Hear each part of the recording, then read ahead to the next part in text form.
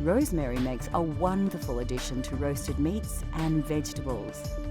Often included in salads and dressings, sage is probably most famous as the key herb in saltimbocca. Italian parsley is recognisable by its distinct flat leaf. Parsley is used in many meat dishes, soups and stocks. Italian food is most richly flavoured with herbs, but of course some spices do feature prominently. Coarse sea salt is used across the nation, although some regions, like Tuscany, use it very sparingly. Fresh dried black peppercorns, saffron and coriander feature prominently. Nutmeg is used in savoury dishes and desserts, and vanilla is a popular dessert spice. Ginger is rarely used in Italy, although it is very popular in the Apulia and Basilicata regions, showing just how diverse the cultural flavours of Italy are. Still to come on Cultural Flavours, Italy. We turn our freshly made pasta into a delicious mushroom taste sensation, and we discover the secret of making perfect, authentic Italian coffee. In Italy, wild mushrooms have always been a favourite part of the local cuisine. With mushrooms available everywhere, anybody can make this dish at home. You may even want to splash out on a famously expensive ingredient. The mushrooms have got a beautiful aroma, so they're able to put them in all sorts of dishes. They might cook it up as an omelette for the younger family, or pop it into another slow cooked meal so that it can be used in very many different ways. They'll actually even put them into some sort of cheese, especially the truffles, so that they can continue to have the truffles mature in their lovely cheese.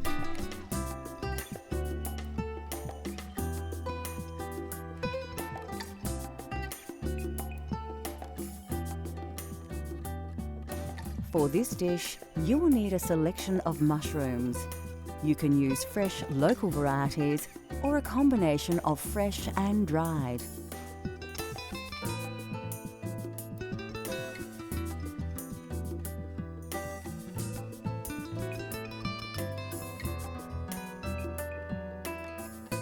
You will also need a dash of olive oil and some dry vermouth. First, take your Italian parsley and chop it finely. It's important to use fresh parsley in your pasta dishes, as the dried alternative can lack flavour. Put it aside, as you will need to add it to your dish much later. The next step is to slice your mushrooms. The trick here is to try and keep the size uniform so they cook evenly.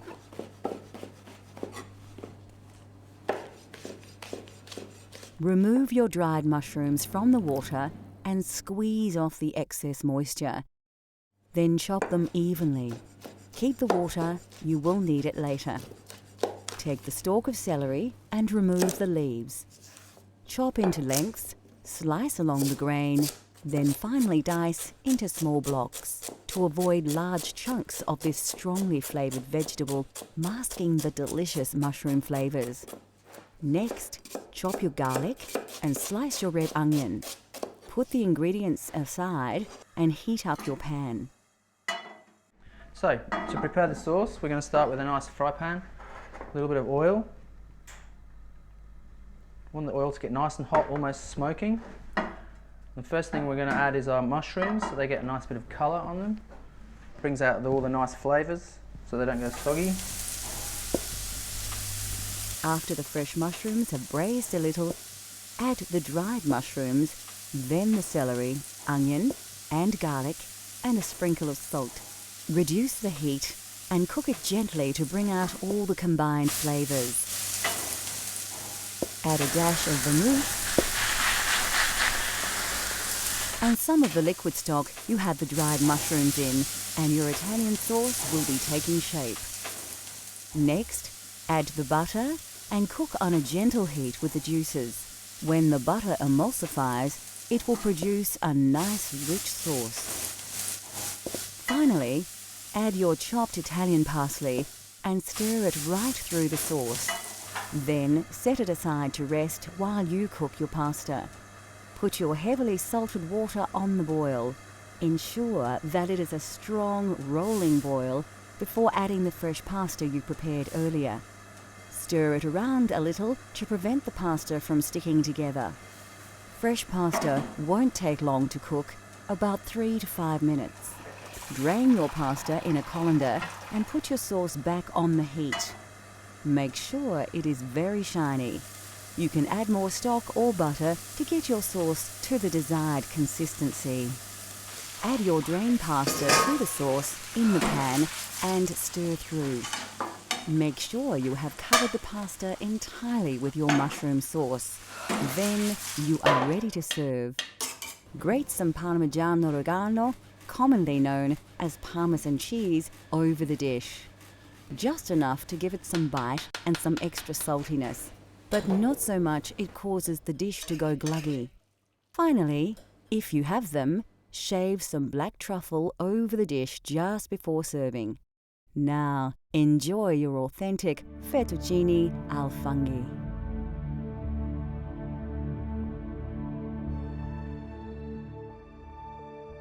Italy is said to be one of the healthiest nations on the planet, and this is in large to do with a healthy diet, rich in vegetables and vegetable oils. Of course, the most important vegetable in Italian cooking is the tomato. There are many varieties of tomato that are used in soups, sauces, and pasta dishes. Brought to Italy in the 18th century, the tomato has become synonymous with Italian cuisine. The Italians love fresh vegetables and are famous for their salad dishes. Brought to Italy in medieval times, cucumbers are now part of Italian culinary culture. Root vegetables like carrots, radish, turnips, and beetroot all feature prominently in Italian cuisine, as do onions and leeks.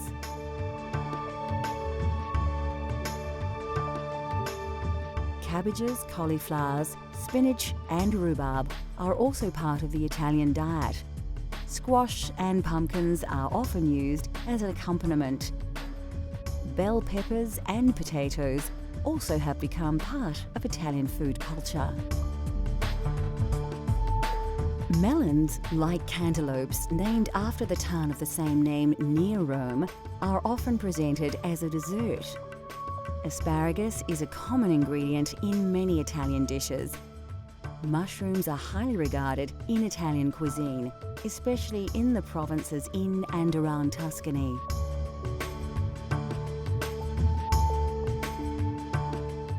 Of course, Italian cooking features all kinds of mushrooms, especially the porcini mushroom, but you can use local varieties in your own Italian-inspired dishes.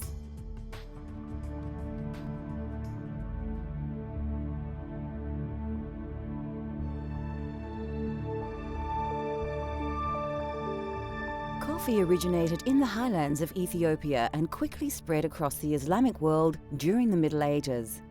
It was only introduced to Europe via Italy as late as the 16th century by Venetian merchants who had been trading with Muslims from the East.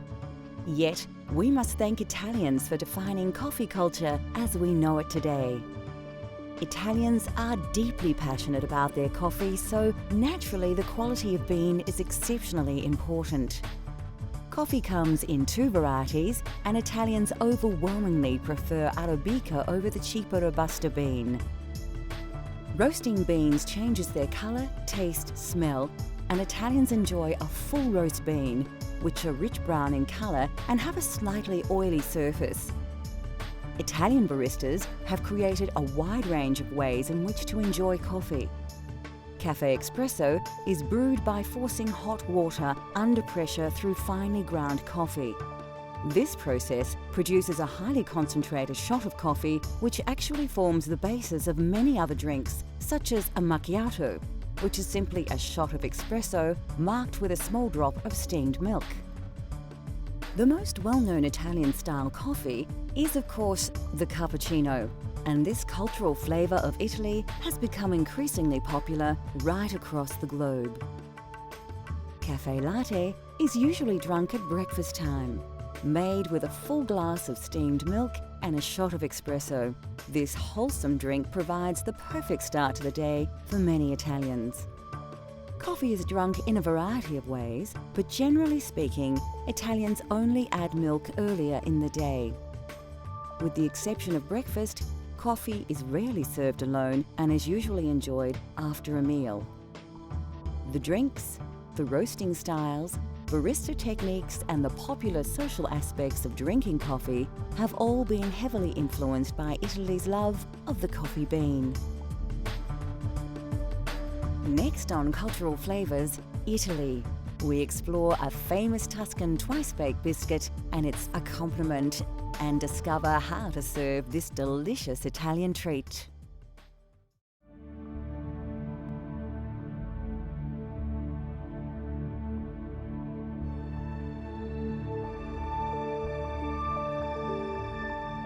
There are hundreds of types of pasta, but generally authentic pasta is made from durum wheat flour or semolina, which accounts for its yellow tinge.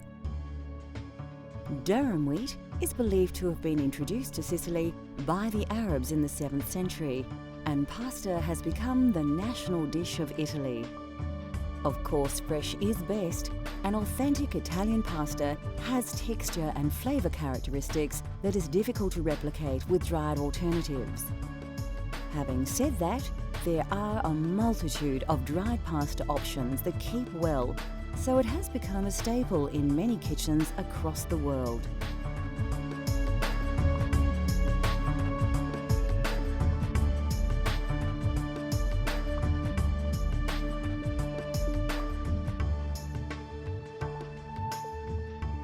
Italy produces 25% of all the olives grown globally from hundreds of varieties of olive tree. Olives in the south of the country produce the majority of olive oil thanks to its climate. In the north, due to the frosts, olives must be harvested much earlier, so their yield is much lower. Olive oil is often used like butter as a topping for bread and for cooking. Olives are eaten on their own, as an accompaniment, in salads and also cooked dishes. Italian meals often feature breads, and there is a wide range to choose from.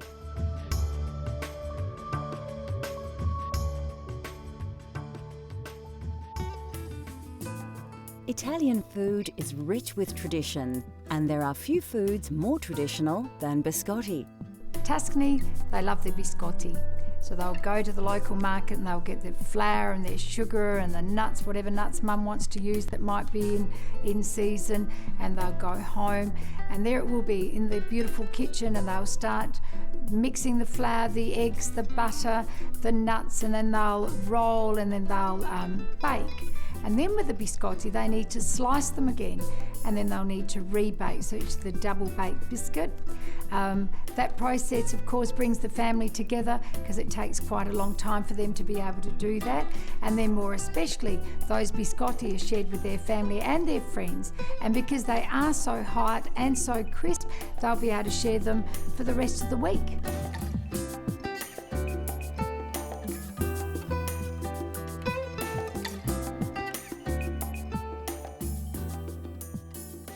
You won't need to look too hard for the ingredients in this recipe.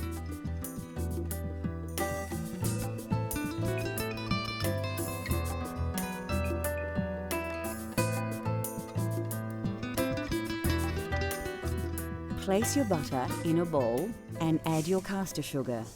Mix the ingredients with a spatula until you have a consistency like this.